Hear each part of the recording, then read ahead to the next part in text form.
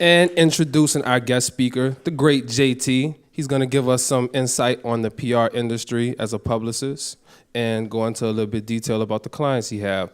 And interviewing him is Mr. Evan McNulty. And y'all ready? We can start. Thank you, man. I'm going to sit a little far away if that's okay. You can have the whole thing. Good to be here again. I don't remember exactly when, but I was here last time, if any of you might remember, with the Free Water guys, which is actually, oddly enough, a connection that he and I have through one of your clients. So I guess just to start, if you could maybe just introduce yourself to everybody and talk about the brand and the company, and maybe you can go from there. Greetings, guys. My name is JT. I'm a publicist by trade down here in the city of New Orleans. The name of my company is called Ascension Branding and Marketing. And this is another one.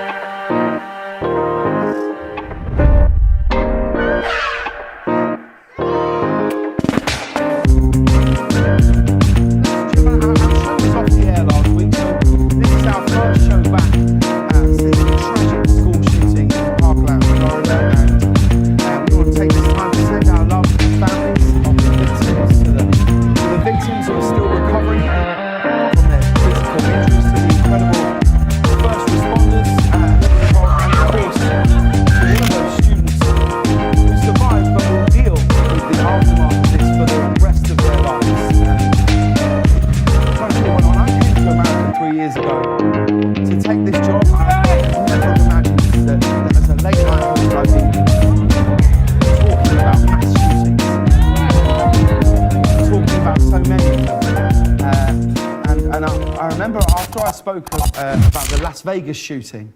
So if you didn't graduate, I guess then my question is, what's the first, work experience that you get? Like, is this something you're doing independently? Did you know people maybe that were able to hook you up with an opportunity to work on a project, or how does that start for you? Just mentorship. I've been blessed to have some really cool mentors in my life. You guys familiar with Mona Scott Young at all? She's yes, no. Gosh. Her publicist is one of my mentors. His name is Hiram Smith. He's worked with a number of professional athletes, high-profile celebrities, so forth and so on. So it really just came from experience and exposure, to the industry at a very early age. One of my first introductions or experiences was to the music industry was with Sony Music. I was a college marketing rep for Sony, and firsthand got to work with, y'all familiar with Future at all? The very first album, the Pluto album that came out, I worked that record. J. Cole, before his song with, I want to say the name of the song is Poseidon or something like that, the one with Missy Elliott on his first album when that came out. I literally, he played it for us before it was mixed and mastered. And, man, that's going to be a hit, that sort of deal. But, it was a lot of grassroots, a lot of seeing their vision, a lot of, just strategically placing the artists in couple, getting as much exposure, getting as many partnerships as possible so that they can, broaden their reach, partnering with larger brands like the Nikes of the world and, but just being very strategic about it.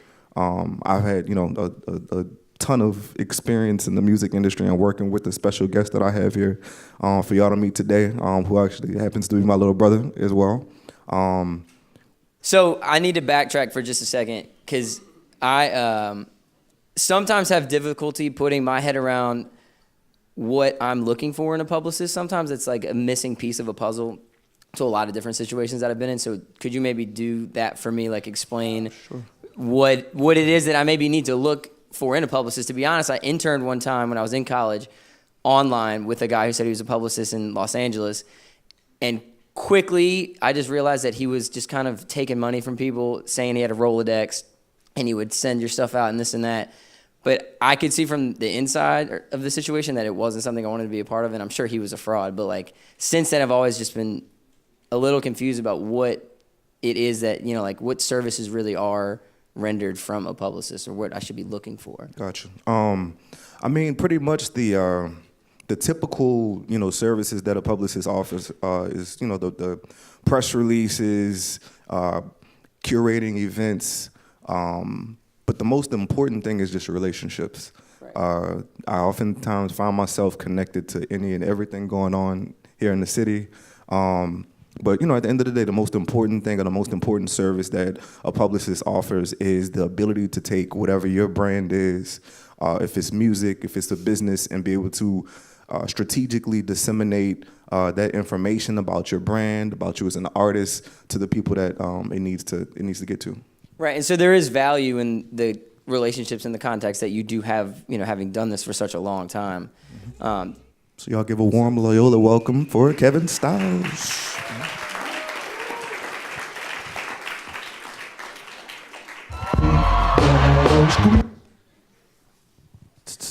What's poppin'? Welcome.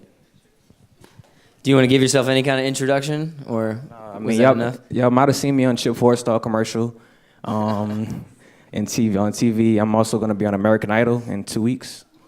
So y'all tune in March 3rd. Yeah. Do you happen to know what season we're on with American Idol? This is the second season on ABC. I didn't even know it changed. Yeah, it changed. I guess, yeah. That's cool though. Congratulations. That's exciting. So, do you have any music coming out soon? Just while we're talking about you and your. Yeah, I music? actually have a song called New Orleans that I'm dropping on the 1st. It's called New Orleans. I love my city, so I wrote a song about it. And maybe we could play it if y'all want to hear it. Sure. Just give them some of the lyrics. Just sing something for them. Seafood and gumbo, this Creole jungle, crabs in a barrel, grab and don't let go. Shout out my people, east to west we go, uptown, downtown, back of town, home of the Superdome, got us a Super Bowl. We reppin' black and gold, we let our colors show. I like 'em Creole, they so beautiful. I don't know what you be on, but I like 'em Nola grown. Ask me where I'm from, what I say back. Say New Orleans, New Orleans. When my city touch down, we say who that? New Orleans, New Orleans, yeah. Home of the saints and the sinners. Born with the heart of a winner. Been around the world, but ain't nothing quite like. Hey, All right. y'all give it up for Kevin Styles. So I don't think that it's a secret that there are a lot of young, talented musicians in the room. Is there anything maybe in particular, like, are you actively looking for clients, or are you in the position where you can come to me if you think you're ready, or like, how does that work? Like, I guess acquiring new clients for you. Yeah, I mean, at this point, and outside of music too, if it's. Yeah. I mean, at this point, it's less about. It's not about the money, right now. It's really about tying myself to a project that I really believe in that'll make a difference. So if I'm intrigued or engaged, by a potential client or a product, whatever it may be, and I really believe that I can help push the culture forward or push, that product forward, I'll really consider getting on board with it. To your point about the gentleman that you worked with before, any project that I take on, I have to believe in it. I'm not in the business of taking people's money, because at the end of the day, that was the opposite of what he was doing. As a publicist, I mean, your brand, your like your word and all that good stuff, like that's all you really have, your reputation, as a publicist. So I've been very strategic about the projects that I've taken on, so that I can build as much equity and appreciation for the art, and service that we offer. I think from the onset, one of the most important things is creating our identity, but doing it in a way where you look at the cause and effect or the need for whatever service you're providing, or as an artist, what are you doing different from other artists that are out, right now, and really taking that and cultivating it. If it's what's the guy's name? Daly. We went to go see at Republic, and he has the umbrella for some odd reason that just was like really appealing to me. You know, that's his prop or his calling card. You know, so identifying what separates you from the competition or from your peers is really, really important.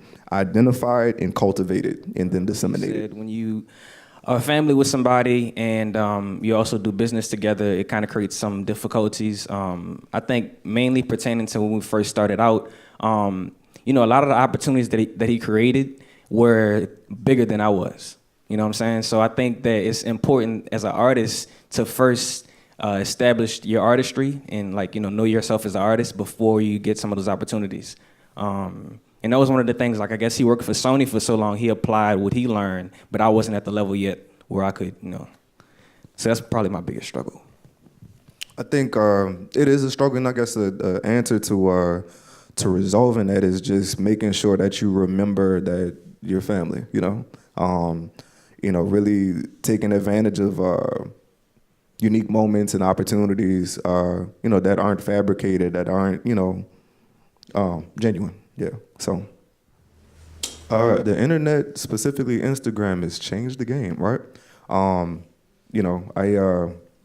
think it's a very unique tool.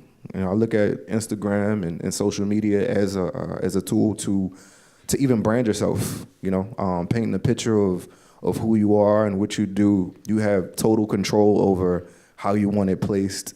You have control over, doing the research on the demographics and psychographics and impressions of, how you're building your following and so forth and so on. My interaction specifically with different businesses and, artists has just been telling them, what to post, what not to post, really just helping them curate their social media platforms so that, you're taking advantage of it because at the end of the day, it's a huge marketing tool. It's direct to the consumer, that sort of deal. So I hope that answers your question.